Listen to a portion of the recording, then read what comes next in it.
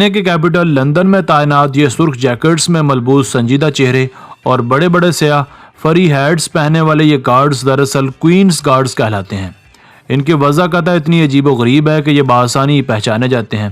ہمیشہ شہ سرخیوں میں رہنے والے یہ گارڈز بہت ہی تجسس کا باعث بنتے ہیں۔ آج کی ویڈیو میں ہم آپ کو بتائیں گے ملکہ برطانیہ کی سیکیورٹی پر مامور ان گارڈز کے متعلق چند ناقابل یقین سیکرٹس۔ تو چلیے سٹارٹ کرتے ہیں۔ Number 1، can they speak. یہ ایک حقیقت ہے کہ گارڈز کو کوئی بھی ٹچ یا دمکا نہیں سکتا، مگر یہ بھی ایک بڑی مت زبان زد عام ہے کہ یہ کوئنز گارڈز کسی سے بھی بات نہیں کرتے، بلکہ یوں بھی لگتا ہے کہ یہ بول ہی نہیں سکتے، مگر باوجود اس کے انہیں بعض اوقات یہ شاؤٹ کرنا پڑتا ہے کہ راستہ کلیئر کیا جائے۔ اگر کوئی عقل سے آری شخص ان کے کام میں خلل ڈالے اور کوئن کے پروٹوکول میں کوئی خطرہ پیدا کرے تو ان کے پاس کوئی بھی ایکشن لینے کا رائٹ ہوتا ہے۔ نمبر 2، یہ صرف پروٹوکول کے مطابق ہی بے ہوش ہو سکتے ہیں۔ پروٹوکول کے مطابق ملکہ کے محافظوں کو بے ہوش ہونا پڑتا ہے۔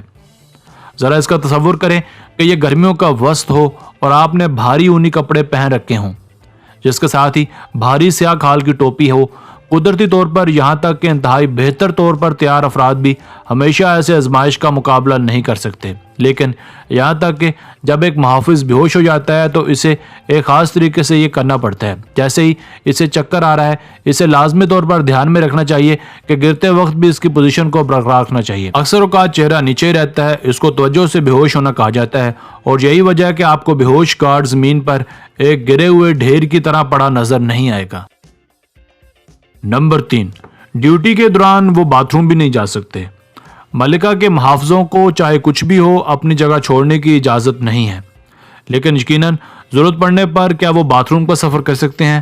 آپ یہ بات پوچھ سکتے ہیں، تو اس کا جواب ہے نہیں۔ شاہی محافظوں کو اپنی ضروریات کو موقع پر ہی کرنے کی سخت ہدایات ہوتی ہیں۔ خوش قسمتی سے ان کے بھاری اونی پتلون سیاہ فام ہیں جو کہ ان کی شرمندگی کو ڈھانپ سکتے ہیں۔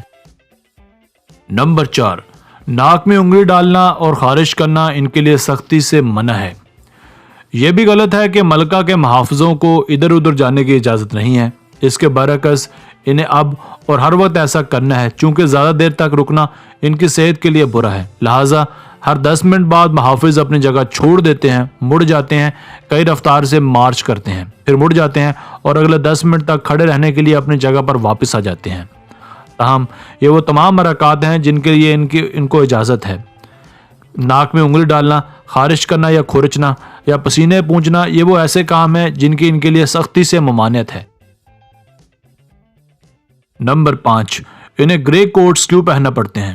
آپ نے غالباً کئی بار یہ نوٹس کیا ہوگا کہ زیادہ تر کوئنز گارڈز کو چمکدار سرخ جیکٹس زیب تن کرنی پڑتی ہیں، مگر بعض اوقات یہ لمبے گرے کوٹس پہنے بھی نظر آتے ہیں۔ اس کے پیچھے کیا وجہ ہو سکتی ہے؟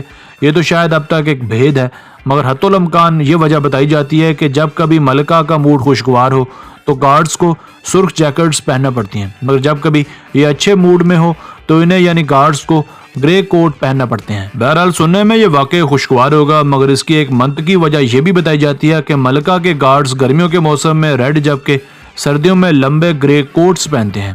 یہ کوٹس اتنے لمبے اور گرم ہوتے ہیں کہ بآسانی ان گارڈز کو ایک جگہ ساکن کھڑا رکھنے میں مدد دیتے ہیں، ساتھ ہی ان کا یہ لباس ان کی پروٹیکشن بھی کرتا ہے۔ Number 6، they can't even smile۔ یہ گارڈز اس بات کے سختی سے پابند ہوتے ہیں کہ یہ کسی بھی صورت میں مسکرا یا ہنس نہیں سکتے، چاہے ٹورسٹ کی جانب سے اس بات کی کوشش ہی نہ کر لی جائے۔ دراصل حقیقت یہ ہے کہ انہیں اسمائل پروف رہنے کی سخت ٹریننگ دی جاتی ہے۔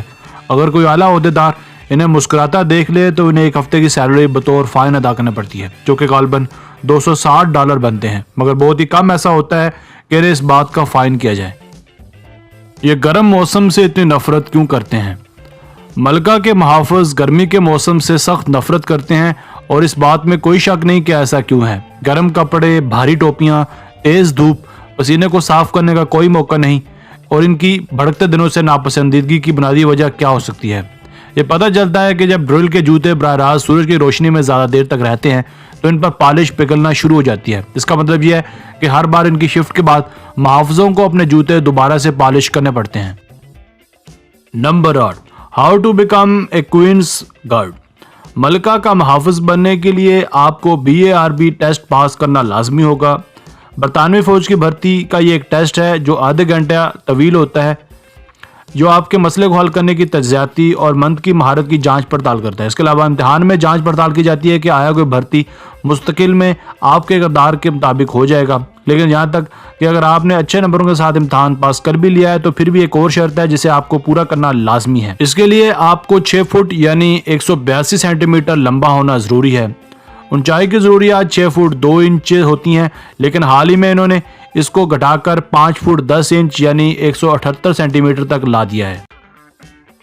Number 9، why they wear red jackets.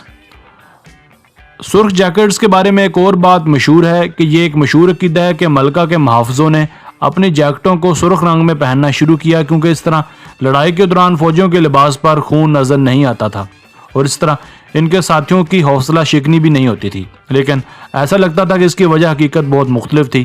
سرخ رنگ کا انتخاب اس لیے کیا گیا کیونکہ اس وقت سرخ رنگ بہت زیادہ دستیاب تھا، نیز رنگنے کے عمل میں اس رنگ کو صرف ایک مرحلے کی ضرورت پڑتی تھی۔ Number 10، do they have fun. اس میں کوئی شک نہیں کہ ملکہ کے محافظوں کو متعدد قواعد و ضوابط پر عمل کرنا پڑتا ہے، لیکن اس کا مطلب یہ نہیں کہ انہیں مزہ نہیں آتا۔ اس کے بارے میں جب گارڈز اپنے ریجمنٹ بینڈ میں شامل ہو جاتے ہیں، مثال کے طور پر گارڈ آف چینج کی تقریب کے دوران موسیقار اچھے پرانے محب وطن گانوں اور مارچوں سے کچھ ہلکا سا ادا کر سکتے ہیں۔ اگر آپ کافی خوش قسمت ہیں تو آپ کو ان سٹار وار یا اس سے بھی انڈیانا جونز اور گیم آف تھرونز کے تھیم گانوں کو شاہی مارچ کے انجام دیتے ہوئے سن سکتے ہیں۔